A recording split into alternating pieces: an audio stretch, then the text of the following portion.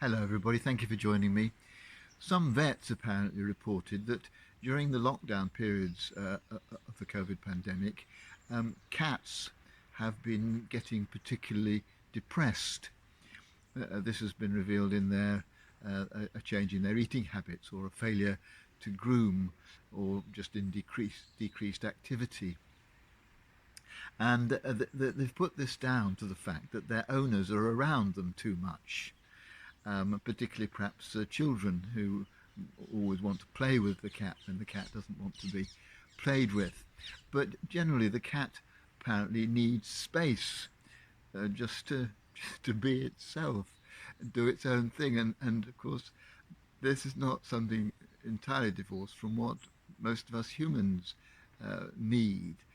We like to have space to ourselves, time that's ours, and sometimes when that's intruded upon by other people, um, we can get a little bit low and under the weather.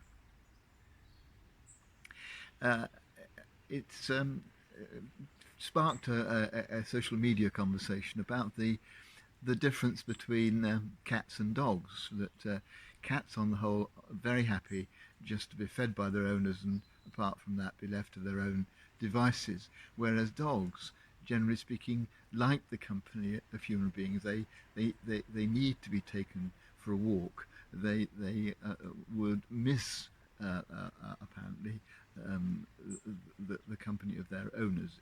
And it struck me that there's different kinds of dependence, not just between cats and dogs, but between human beings. Because um, whilst most of us want our own space, we also are dependent in some respect on others. We need their company, we need their companionship. And in life, it's a question of getting the balance right if we're going to be really content, isn't it, between having people around us who are going to entertain us and encourage us and give us an opportunity for conversation, and having space when we can just be quiet and be ourselves and be still. And I think that somehow we need to try and make sure we get that balance in our lives.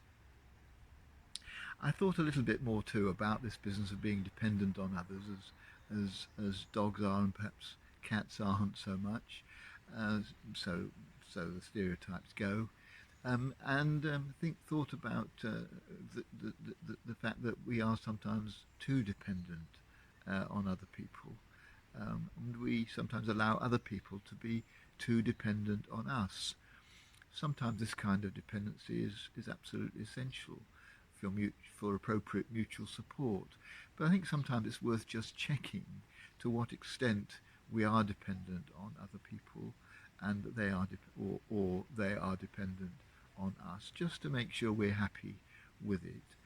Because sometimes in the way that we are dependent on others, we can allow things to develop. I think this is called um, codependence, where both parties kind of go along with what is actually not a very healthy relationship, particularly perhaps if one person is thought to be the helpless one and the other one is the one who always does the helping. That can be a fiction that goes on between people, which both parties buy into, but actually needn't be the case, and it's not good for either of them. So I think if we look at the nature of the ways in which we are dependent on other people, and our relationships in which other people are dependent on us today, it won't do us any harm. Everything may be fine, but let's just check it out.